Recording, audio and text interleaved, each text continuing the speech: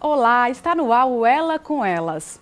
Em um ano de eleição e em tempo de debates acalorados sobre o direito das mulheres, prestar atenção na política é fundamental. O Brasil tem um dos piores índices de representação feminina na política. Para falar sobre esse assunto e contar um pouco sobre o que é ser mulher em um meio que é majoritariamente masculino, estou recebendo hoje a deputada estadual pelo Partido Socialista Brasileiro, Estela Bezerra.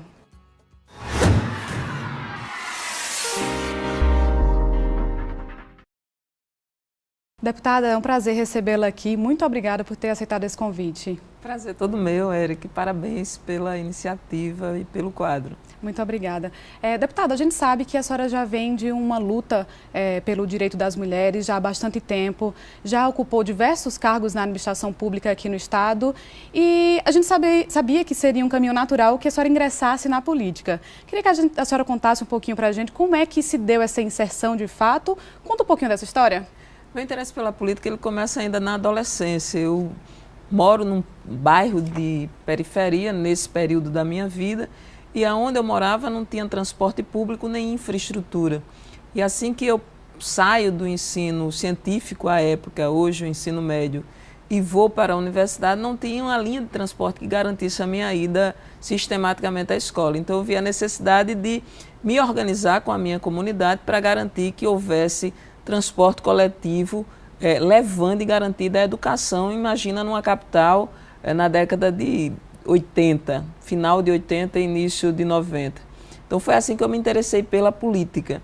Mas a política partidária mesmo, eu entro depois da experiência da Coordenadoria de Políticas para as Mulheres, na gestão do governador Ricardo Coutinho, então prefeito de João Pessoa. Fui secretária de Transparência, secretária de Planejamento, e aí vi a necessidade de ampliar os quadros com um perfil mais progressista. E eu já tinha acumulado o suficiente para propor à sociedade de João Pessoa que eu concorresse a um cargo eletivo. E aí já em 2012 eu me iniciei minha carreira política, minha história, minha trajetória política, sendo candidata à Prefeitura de João Pessoa em 2012. E agora a senhora está ocupando uma cadeira na Assembleia aqui da Paraíba, né? Exato. Em 2014, não logrei esse, em 2012. Em 2014, o PSB apresentou meu nome para uma cadeira na Assembleia Legislativa e aí sim, logrei êxito, sendo a deputada mais votada em João Pessoa e a 14ª mais votada em todo o Estado. E se falando em Assembleia, a gente sabe que o cenário da representação da mulher aqui no Estado ainda é muito pequeno. Além da senhora, a gente tem a deputada Daniela Ribeiro e atualmente a deputada Elisa Virgínia. Como é conviver nesse ambiente, que é um ambiente muito semelhante a muitos outros ambientes de trabalho, onde o homem é predominante? Como é se colocar e se impor, se fazer ser representada em um ambiente assim? O parlamento é um lugar caracteristicamente masculino, porque mais de 90% são de homens. Tem a deputada Camila Toscano, a deputada Elisa, ela na verdade tem uma suplência, e a deputada Camila, ela é titular da pasta, inclusive é minha vice-presidente na CCJ. Nós somos uma minoria e não temos também essa ideia de que só porque é mulher você defende uma agenda progressista. Existem mulheres com agenda mais conservadora e com agenda mais neoliberal. No entanto, o ambiente ele foi feito para os homens e ele tem todas as características de uma disputa e de uma competitividade muito masculina. Mas o que impede, o que é mais difícil para as mulheres não é a convivência lá. Lá é relativamente difícil para quem está lá. Mas o maior obstáculo para a mulher chegar à política, e não é só na Paraíba, é no Brasil inteiro, nós representamos 8% dos cargos eletivos. Nós temos os obstáculos que é da jornada dupla e tripla de trabalho, as mulheres vão para a vida pública, mas respondem pela vida privada, do fato das mulheres estarem, da palavra da mulher e da imagem da mulher ser desqualificada constantemente. Se você pega o cancionário popular, ou as telenovelas, ou as notícias, a imagem e o papel da mulher é muito atacada, a dignidade da mulher é muito atingida. A violência contra a mulher não é tratada adequadamente, então existe uma luta social de elevar a cidadania da mulher ao primeiro nível. E isso está muito expresso em 3 lugares. na ausência das mulheres no espaço de poder, a política é um deles, na ausência das mulheres no poder econômico, a concentração de riqueza no mundo inteiro, apenas 1% está nas mãos das mulheres, e também na falta de rigidez e reprovação que a sociedade tenha contra quem pratica crimes e violência contra a mulher, principalmente a violência sexual. Então, nesses 3 lugares se observa o quanto as mulheres ainda precisam evoluir para ter seus direitos e sua integridade garantida. É uma questão que vem sendo debatida muito, que é a questão do direito da mulher ser discutido, em grande maioria, exatamente pelos homens. Qual a avaliação que a senhora faz da questão das políticas públicas para as mulheres atualmente aqui no Estado? Olha, a gente evoluiu muito. Se houve uma revolução histórica no século XX, a revolução é das mulheres. Fomos nós, mulheres, que saímos de um espaço de subalternidade, um espaço doméstico, um espaço de privação, e começamos a ter um outro papel social.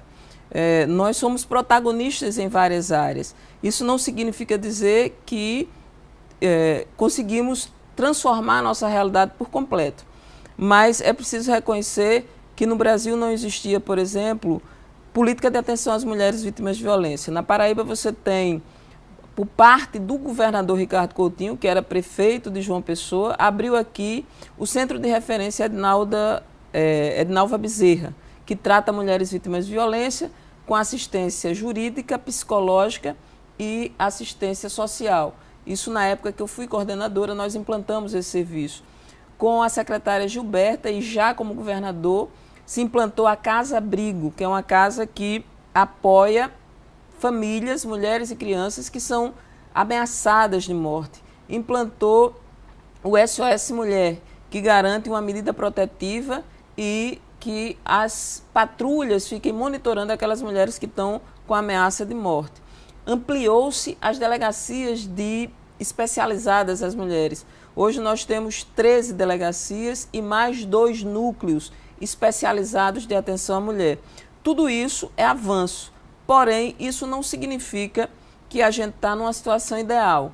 Uma das áreas importantes, por exemplo, para combater a violência contra a mulher é na cultura.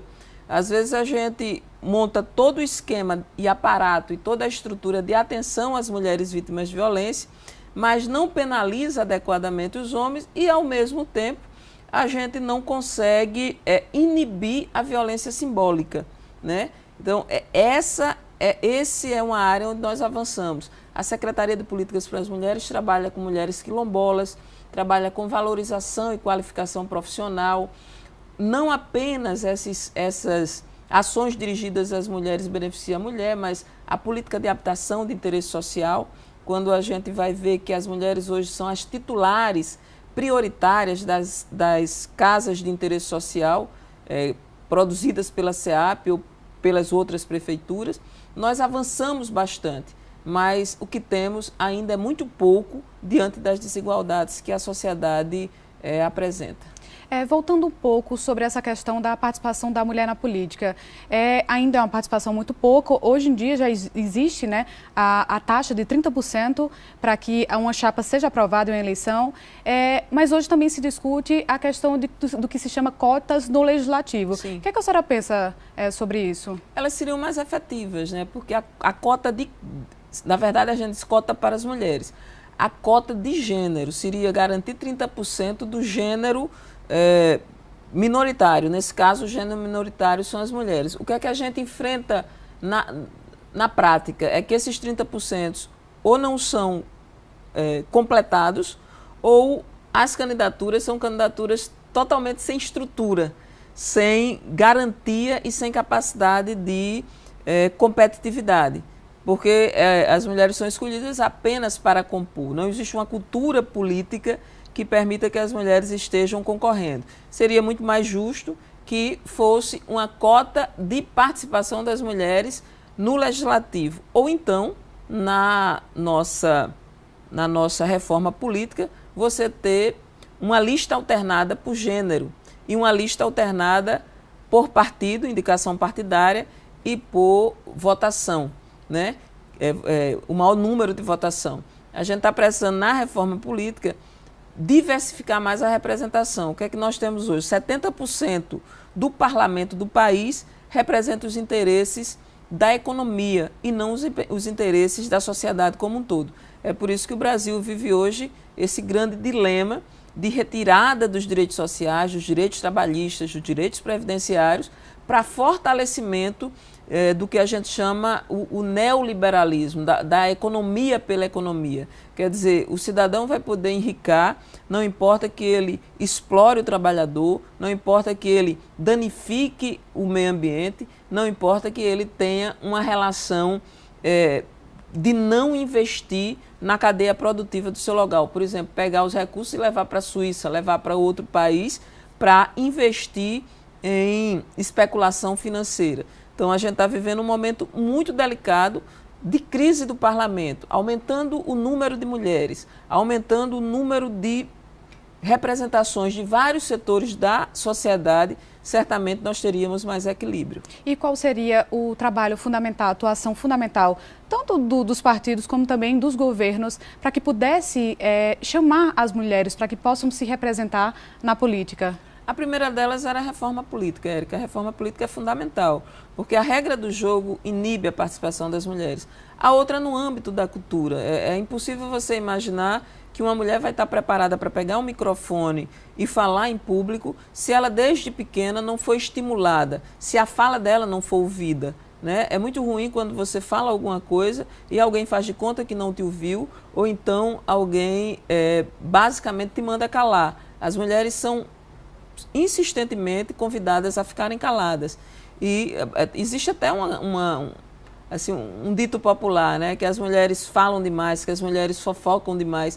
Na verdade, as mulheres não falam demais. Na política, por exemplo, toda a fofoca é hegemonicamente masculina, porque eles são hegemônicos na política. Então, nós temos aí que desconstruir e estimular a participação desde os primeiros anos de vida, na escola, nos grêmios estudantis, nos sindicatos, nas entidades de representação, nas igrejas.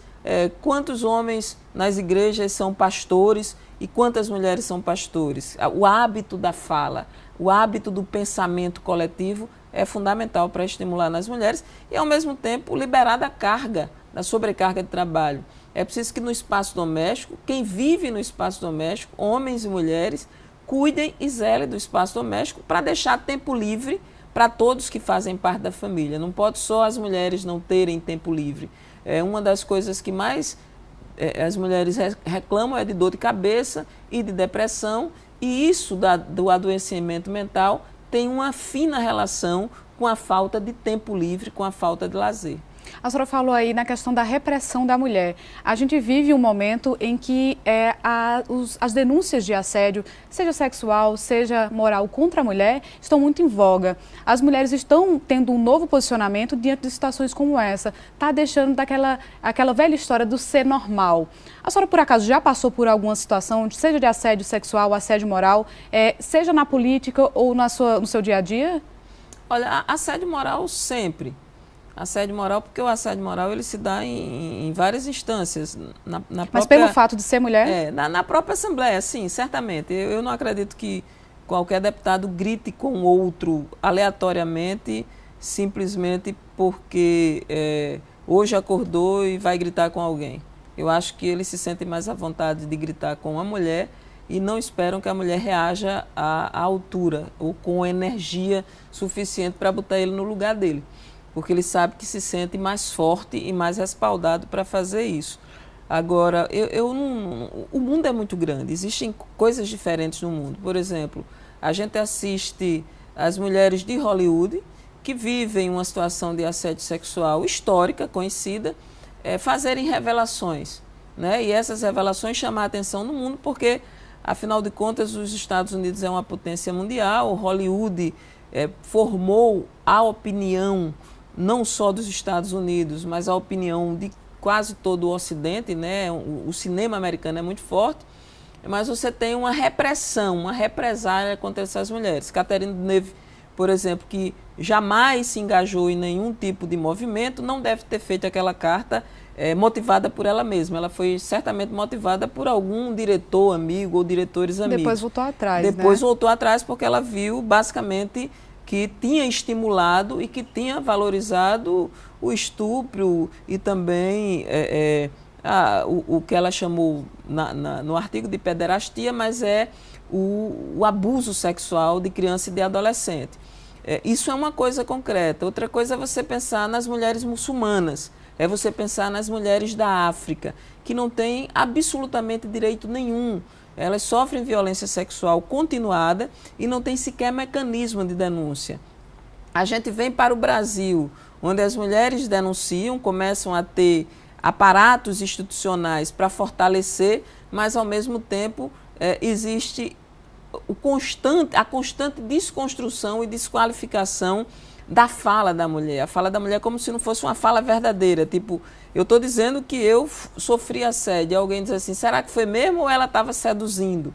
Então, nós temos ainda uma construção da dignidade e da integridade das mulheres que, como contraparte, tem que também ter muita seriedade nessas denúncias, como em tudo, não só nessas, em todas as outras denúncias, há de ter realidade, verdade e há de ter uma denúncia extremamente franca, verdadeira. Isso para qualquer tipo de criminalidade, mas não se pode desqualificar a palavra da mulher. Então, eu vejo o que aconteceu em Hollywood como um bom sinal, um sinal extremamente positivo. Você também ouvir uma mulher negra, né, fazer o discurso que fez na abertura do festival e, ao mesmo tempo, de imediato, ter investigação sobre a sua riqueza, sobre o acúmulo que ela teve até hoje. Então, você vê que ainda existe represária onde já está consensuado que a violência contra a mulher não deveria existir, né? Então, nós estamos num momento do planeta, um momento muito delicado, um momento onde os pensamentos fascistas, eles não têm vergonha de se apresentar. O que eu digo fascismo é o preconceito contra as mulheres, contra os negros, contra os homossexuais e contra os pobres, né? É um momento de muita discriminação explícita e nós precisamos combater isso com muita veemência, mas também com muita disciplina e educação. Deputada, a gente sabe que, mudando um pouquinho de assunto e já quase encerrando o Ela com Elas, a gente sabe que a Paraíba respira política. Então, não poderia deixar a senhora ir embora sem perguntar um pouquinho das pretensões da senhora para esse ano que é eleitoral. A senhora vai disputar a reeleição à Assembleia? Exatamente, esse é um ano muito importante. Acho que o Brasil tem aí o desafio de ter candidaturas que expressem o interesse da população brasileira. Esse é um desafio grande. O dia 24 de janeiro será um dia fundamental para o Brasil, porque nós teremos o julgamento de Lula, né, que de certa forma é um julgamento desmedido, na minha opinião. Talvez o segundo momento do golpe à democracia e à soberania popular. Nós temos aí um Bolsonaro crescendo assustadoramente com as ideias mais preconceituosas que nós estávamos falando recentemente, e é preciso ter um parlamento com mulheres e um parlamento forte. Aqui na Paraíba, a gente tem a experiência administrativa e política extremamente exitosa do governador Ricardo Coutinho, a pré-eleição e a apresentação do nome de João Azevedo, um homem que conhece a Paraíba por menor, a cada espaço, a cada região da Paraíba tem um conhecimento das suas necessidades. E nós estamos apresentando o nome, o partido está apresentando o meu nome como um nome a continuar na experiência do Legislativo Estadual. E eu vou trabalhar bastante para que isso aconteça, para que permaneça e amplie o número de mulheres no parlamento e, ao mesmo tempo, que o campo que eu chamo de campo progressista, esse campo que entende que precisa ter justiça social e que a justiça social se faz através da política, tenha uma representante. Como eu me fiz nesses últimos 4 anos, pretendo me fazer nos próximos 4 anos também, depende da avaliação da população de João Pessoa e da Paraíba.